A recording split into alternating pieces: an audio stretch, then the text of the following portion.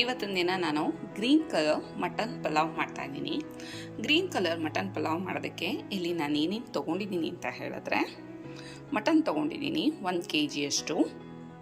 ಇದ್ರ ಜೊತೆಗೆ ಪುದೀನ ಸೊಪ್ಪು ತೊಗೊಂಡಿದ್ದೀನಿ 1 ಕಟ್ಟು, ಮೆಂತ್ಯ ಸೊಪ್ಪು ಜೊತೆಗೆ ಕೊತ್ತಂಬರಿ ಸೊಪ್ಪು ಮತ್ತು ಹಸಿ ಮೆಣಸಿನ್ಕಾಯಿ, 3 ಟೊಮೊಟೊ ಜೊತೆಗೆ ಶುಂಠಿ ಬೆಳ್ಳುಳ್ಳಿ, ಮತ್ತು ಇದು ಒಗ್ಗರಣೆಗೋಸ್ಕರ ಈರುಳ್ಳಿ ಮತ್ತು ಹಸಿಮೆಣಸಿನ್ಕಾಯಿ. ಇದು 1 ಈರುಳ್ಳಿ ರುಬ್ಬೋದಕ್ಕೋಸ್ಕರ. ಇದು ಶುಂಠಿ ಮತ್ತು ಬೆಳ್ಳುಳ್ಳಿ ಪೇಸ್ಟು. ಇದೇನಕ್ಕೆ ಅಂತ ಹೇಳಿದ್ರೆ ಮ್ಯಾರಿನೇಟ್ ಮಾಡೋದಕ್ಕೋಸ್ಕರ. ಇದ್ರ ಜೊತೆಗೆ ನಾನಿಲ್ಲಿ ಲವಂಗ ತೊಗೊಂಡಿದ್ದೀನಿ. ಇದರ ಜೊತೆಗೆ ಸೋಂಪು, ಇದು ಸ್ಟಾರ್ ಹೂವು ಜೊತೆಗೆ ನಕ್ಷತ್ರದ ಹೂವು ಜೊತೆಗೆ ಕಲ್ಲು ಹೂವು ಮತ್ತು ಚಕ್ಕೆ, ಇದು ಕಸೂರಿ ಮೇಥಿ, ಏಲಕ್ಕಿ, ಇದಿಷ್ಟನ್ನು ನಾವು ಒಗ್ಗರಣೆಗೋಸ್ಕರ ತೊಗೊಂಡಿದ್ದೀನಿ. ಮತ್ತು ಇದರ ಜೊತೆಗೆ ಮ್ಯಾರಿನೇಟ್ ಮಾಡೋದಕ್ಕೋಸ್ಕರ ಧನಿಯಾ ಪುಡಿ 1 ಅರ್ಧ ಚಮಚ, ಜೊತೆಗೆ ಅಚ್ಕಾರದ ಪುಡಿ ಮತ್ತು ಅರಿಶಿನ ಪುಡಿ, ಸ್ವಲ್ಪ ಉಪ್ಪು, ಇದಿಷ್ಟನ್ನು ತೊಗೊಂಡಿದ್ದೀನಿ. ಮೊದಲಿಗೆ ನಾನಿಲ್ಲಿ ಮ್ಯಾರಿನೇಟ್ ಮಾಡ್ಕೋತಾ ಇದ್ದೀನಿ ಮಟನ್ನ. ಇದಕ್ಕೆ ಧನಿಯಾ ಪುಡಿ, ಅಚ್ಕಾರದ ಪುಡಿ, ಅರಿಶಿನ ಮತ್ತು ಉಪ್ಪು ಇದೆಲ್ಲನೂ ಸೇರಿಸ್ಕೊತಾ ಇದ್ದೀನಿ. ಜೊತೆಗೆ ಶುಂಠಿ ಬೆಳ್ಳುಳ್ಳಿ ಪೇಸ್ಟು ಇದನ್ನು ಕೂಡ ಹಾಕೋತಾ ಇದ್ದೀನಿ. ಜೊತೆಗೆ ಕೊತ್ತಂಬರಿ ಸೊಪ್ಪು ಮತ್ತು 2 ಹಸಿಮೆಣಸಿನ್ಕಾಯಿ ಇದೆಲ್ಲನೂ ಸೇರಿಸಿ ಚೆನ್ನಾಗಿ ನಾನು ಮಟನ್ನ ಕಲಿಸ್ಕೊತಾ ಇದ್ದೀನಿ. ಇಲ್ಲಿ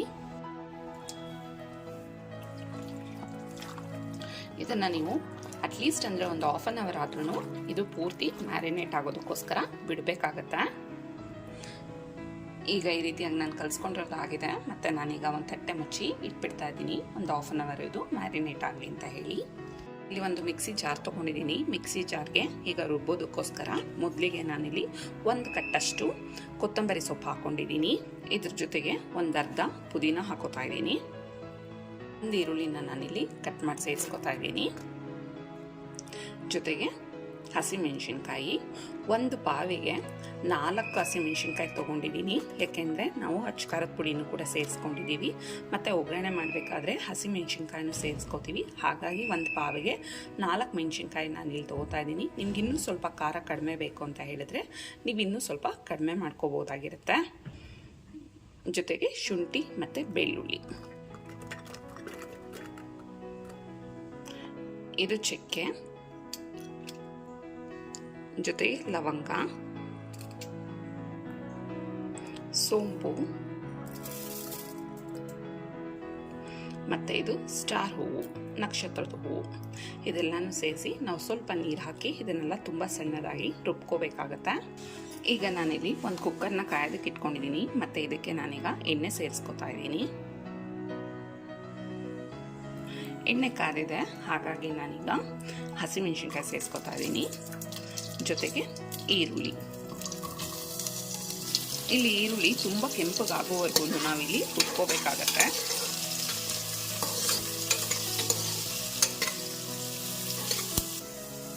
ಇಲ್ಲಿ ಈರುಳ್ಳಿ ಪೂರ್ತಿಯಾಗಿ ಕೆಂಪಗಾಗಿದೆ. ಮತ್ತು ಇವಾಗ ನಾವು ಈಗಾಗಲೇ ಮ್ಯಾರಿನೇಟ್ ಮಾಡಿ ಇಟ್ಕೊಂಡಿದ್ದಂಥ ಮಟನ್ನ ಇದ್ರ ಜೊತೆ ನಾವು ಸೇರಿಸ್ಕೋಬೇಕಾಗತ್ತೆ.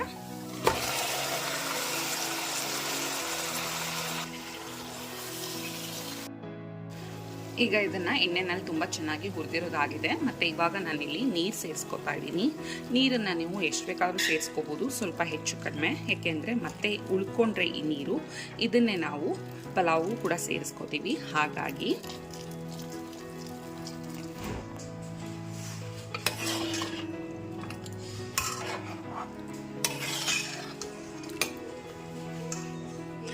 ಮತ್ತು ಈಗ ನಾನು ಲಿಡ್ನ ಕ್ಲೋಸ್ ಮಾಡಿ ವಿಷಲ್ ಹಾಕೋತಾ ಇದ್ದೀನಿ.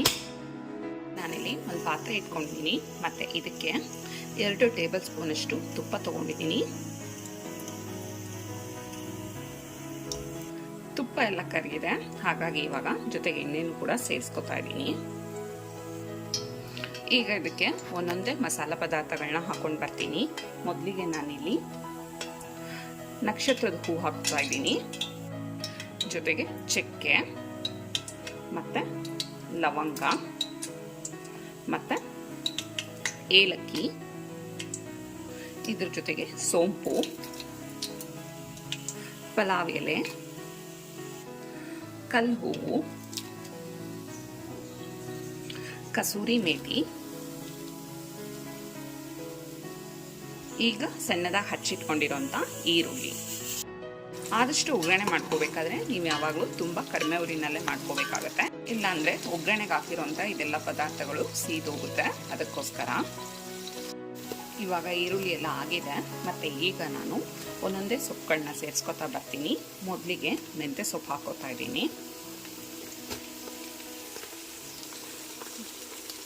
ಮತ್ತು ಈಗ ಪುದೀನ ಸೊಪ್ಪು ಸೇರಿಸ್ಕೊತಾ ಇದ್ದೀನಿ. ಮತ್ತು ಇದ್ರ ಜೊತೆಗೆ ಕೊತ್ತಂಬರಿ ಸೊಪ್ಪು ಸೇರಿಸ್ಕೊತಾ ಇದ್ದೀನಿ.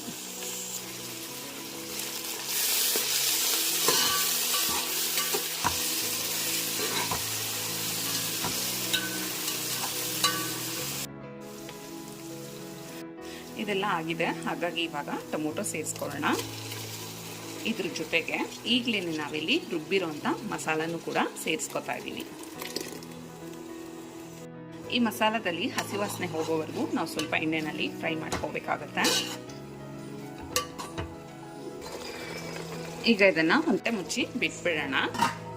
ಇದೆಲ್ಲ ಬೆಂದಿದೆ, ಹಾಗಾಗಿ ನಾನು ಈ ಬೆಂದಿರೋಂಥದನ್ನು ಸೇರಿಸ್ಕೊತಾ ಇದ್ದೀನಿ.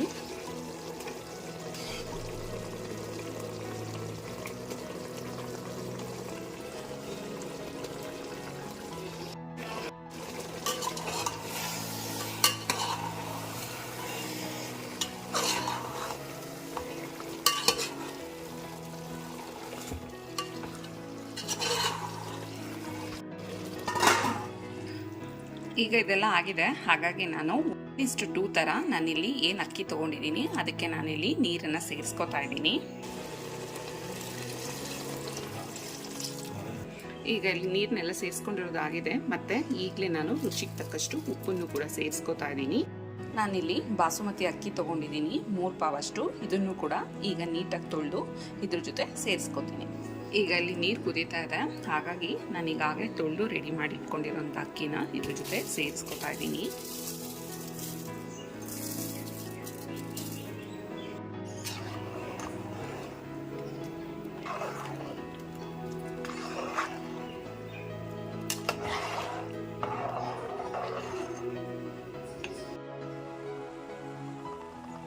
ನೋಡಿ, ಕೊನೆಯದಾಗಿ ಇದು ಈ ರೀತಿಯಾಗಿ ಆಗಿದೆ.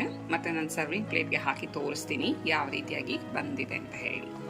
ಕೊನೆಯದಾಗಿ ನಿಮಗೆ ಇದು ಈ ರೀತಿಯಾಗಿ ಬರುತ್ತೆ. ಮಾಡೋದಕ್ಕೆ ತುಂಬಾ ಸುಲಭವಾಗಿರುತ್ತೆ ಮತ್ತು ತಿನ್ನೋದಕ್ಕೂ ಅಷ್ಟೇ. ನಿಮಗೆ ಇದು ಹೊಸ ರುಚಿ ಅಂತ ಅನಿಸುತ್ತೆ. ನೀವು ಒಂದ್ಸಲ ಮನೆಯಲ್ಲಿ ತಪ್ಪದೆ ಟ್ರೈ ಮಾಡಿ. ನಾನು ಇವತ್ತಿನ ದಿನ ಮಾಡಿರೋಂಥ ರೆಸಿಪಿ ನಿಮಗೆ ಇಷ್ಟ ಆಯಿತು ಅಂದರೆ ಮರಿದೇ ನನ್ನ ಚಾನಲ್ನ ಸಬ್ಸ್ಕ್ರೈಬ್ ಮಾಡಿ. Thank you.